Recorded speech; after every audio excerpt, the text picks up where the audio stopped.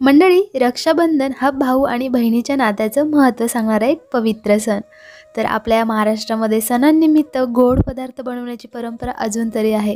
त्यामुळे यंदा रक्षाबंधनासाठी तुम्ही जर गोड पदार्थ घरच्या घरी बनवायचा प्लॅन करत असाल तर ही रेसिपी नक्की तुमच्यासाठी आहे.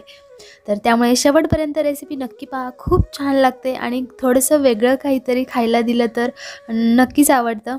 तर खाऊन सगळे खुश होतील. ही रेसिपी कशी बनवायची ते पाहणारच आहोत. त्या अगोदर आपल्या चॅनलला जर नवीन असाल तर सबस्क्राईब करायला विसरू नका आणि त्याचबरोबर बेल आयकॉनही दाबा. चला सुरुवात करूयात. तर या इथे मी एक मोठी वाटी गव्हाचं पीठ घेतलेलं आहे आणि त्यामध्ये 2 चमचे मी इथं तूप घातलेलं आहे. तर तुम्ही गव्हाच्या पिठाच्या ऐवजी फक्त मैदा घेतला किंवा अर्धा गव्हाचं पीठ आणि अर्धा मैदा असं घेतलं तरी पण चालेल. तर इथे आता तूप आणि पीठ एकत्र मस्त असं मळून घ्यायचं आणि त्यामध्ये मी चवीनुसार थोडंसं मीठ पण घातलेलं आहे. आणि हे पाहू शकता असं पहिल्यांदा तूप त्याच्यामध्ये चांगलं मिक्स करून घ्यायचं. असं लाडू तयार झाला पाहिजे आणि नंतर थोडं थोडं पाणी घालून आपलं गव्हाचं पीठ म्हणजे चपात्यासाठी बनवतो त्यापेक्षा थोडंसं घट्ट बनवायचं. तर थोडं थोडं पाणी घालून आपण पिठाचा गोळा तयार करूयात. तर हे पाहू शकता इथे तयार झालेलं आहे आणि याला आपल्याला एक 15 ते 20 मिनिटं झाकून ठेवायचे साईडला. तोपर्यंत आपण पाक तयार करणार आहोत. तर आधी साईडला झाकून ठेवत. तर आपल्याला पाक तयार करायचं आहे. तर त्यासाठी इथे मी गॅसवरती मोठं पातेलं ठेवलं आहे. त्यामध्ये 3 वाट्या मी साखर घालणार आहे. तर तुम्हाला तुमच्या आवडीनुसार तुम्ही पाक तयार करू शकता कमी जास्त. तर इथे मी साखर बुडेल इतपत पाणी घातलेलं आहे. आपल्याला एक तारीला थोडंसं कमी पाक तयार करायचं आहे त्यामुळे पाणी व्यवस्थित मापात टाकायचं. तर चमच्याने व्यवस्थित मिक्स करून घेऊयात आणि फास्ट गॅसवरती आपण हा पाक तयार करून घेऊयात. तर हे पाहू शकता चांगली उकळी आलेली आहे इथे आणि आपण आता चेक करूयात. तर पूर्ण असं एक तारी पण नाही झाला पाहिजे. आपण जिलेबीसाठी जसं बनवतो अगदी तसंच करायचं आहे. तर इथे मी काय केलं आहे थोडीशी इलायची पावडर घातलेली आहे. हे पाहू शकता. तुम्ही यामध्ये केसर पण घालू शकता. त्याने कलर खूप छान येतो आपल्या मिठाईला. तर ही मिठाई तुम्ही या अगोदर नक्कीच म्हणजे नसेल बनवली तर जरूर बनवून पहा. खूप छान लागते. तर इथे आपला पाक तयार झाला आहे की नाही आपण चेक करूया थोडंसं.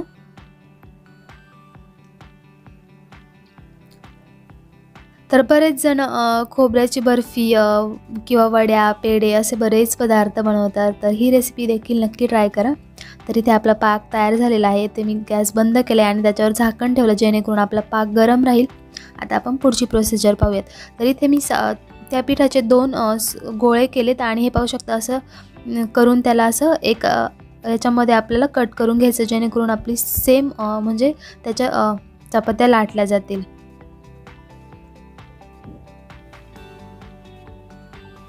तर हे पाहू शकता सेम गोळे तयार करून घ्यायचे. आता हे पाहू शकता इथे 10 गोळे तयार झालेत. आता याच्या आपण चपाती जसं लाटतो ना तसंच लाटून घ्यायचे. पण त्या अगोदर आपल्याला त्याच्यावरती लावायला काय करायचं तर हे पाहू शकता इथे पीठ घेतलं मी गव्हाचं आणि त्यामध्ये थोडंसं तूप घालून या पद्धतीने आपल्याला तयार करायचं आहे. जेणेकरून आपले लेयर जे आहेत ते खूप छान येतील मिठाईचे. तर हे साईडला ठेवा आणि इथे आपण चपाती जशी लाटतो अगदी तसंच पातळ लाटून घ्यायची चपाती. तर सगळ्या चपात्या लाटून घ्यायच्या आणि नंतर आपल्याला पुढची प्रोसिजर करायची. तर अगदी झटपट तयार होते. फक्त हेच एक की म्हणजे चपात्या लाटाव्या लागतात नाही तर एकदम छान अशी पटकन तयार होते. हे पाहू शकता या पद्धतीने पातळ आपण असेच लाटून घेऊयात. या पद्धतीने दुसरी पण लाटून घेऊयात. तर खोबऱ्याची बर्फी वड्या ह्या सगळ्या रेसिपीज मी तुमच्याशी शेअर केलेल्या आहेत. गव्हाच्या पिठाचे पेढे तर खाली डिस्क्रिप्शनमध्ये मी सगळ्या रेसिपींची लिंक दिली आहे. नक्की जाऊन पहा आणि तुम्ही सुद्धा या रक्षाबंधनला नक्की रेसिपी करून पहा. खूप छान लागतात. तर या पद्धतीने आपण आता सगळ्या चपात्या लाटून घेऊयात.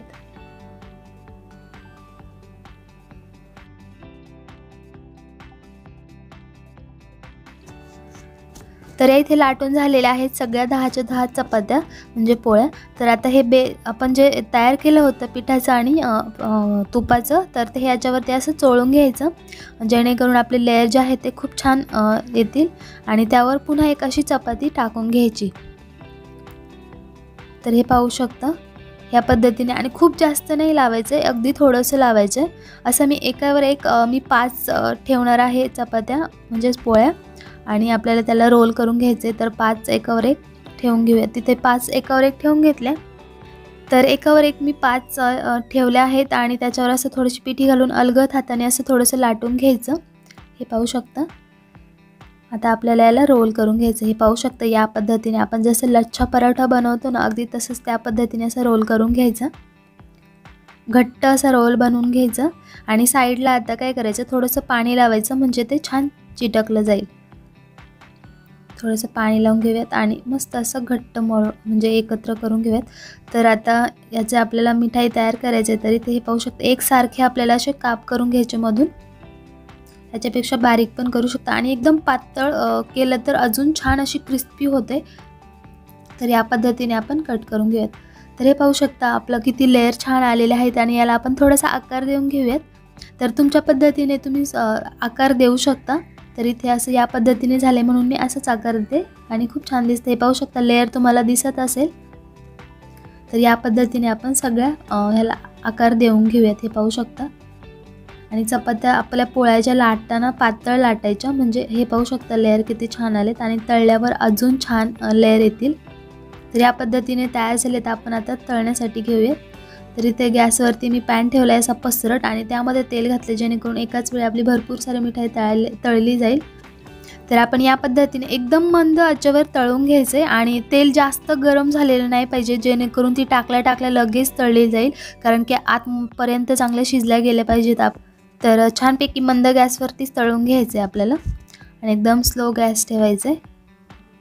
तर तळताना पसरट पॅन घ्यायचा जेणेकरून एकदम आपल्या भरपूर साऱ्या तुम्ही याला खाजा म्हणू शकता गव्हाच्या पिठाचा किंवा तुमच्या पद्धतीने तुम्हाला काय नाव द्यायचं आहे ते तुम्ही देऊ शकता. तर एका साईडने तळून झालं की आपण साईड पलटी करायची आणि वरच्या साईडने पण चांगलं तळून घ्यायचं. पाहू शकता मस्त कलर आला आहे आणि लेअर पण काही छान दिसत आहेत. मंद आचेवर तळलं की छान अशा कुरकुरीत होतात, त्यामुळे मंद आचेवर तळायचं आणि पोळी लाटताना पातळ लाटायची एकदम, म्हणजे छान असे पातळ लेयर येतात छान त्याला. हे पाहू शकता आपला छान असा कलर आलेला आहे आणि याला आता गरमच काढून असं पाकामध्ये घालायचं आहे. पाक थोडासा थंड झाला आहे, कोमट पाहिजे पाक. तर त्यामध्ये 1-2 मिनटं आपल्याला पाकामध्ये टाकून घ्यायचं आणि नंतर काढून घ्यायचं. तर आपण आता पाकामध्ये घालून घेऊ. या पद्धतीने आपण बाकीचे पण तळून घेणार आहोत. तर हे पाहू शकता पाकामध्ये घालूयात आणि पाक मस्त असं कोमट झालाय.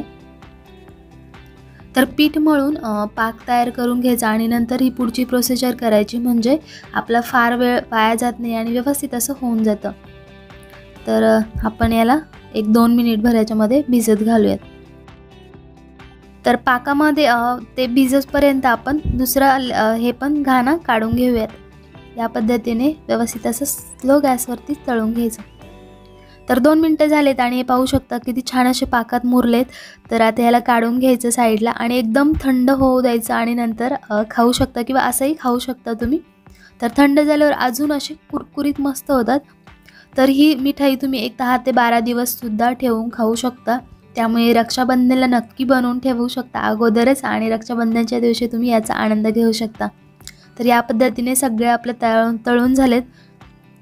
तर तुम्हाला ही रेसिपी आवडली असेल तर लाईक करा, शेअर करा आणि चॅनलला आपल्या सबस्क्राईब करा.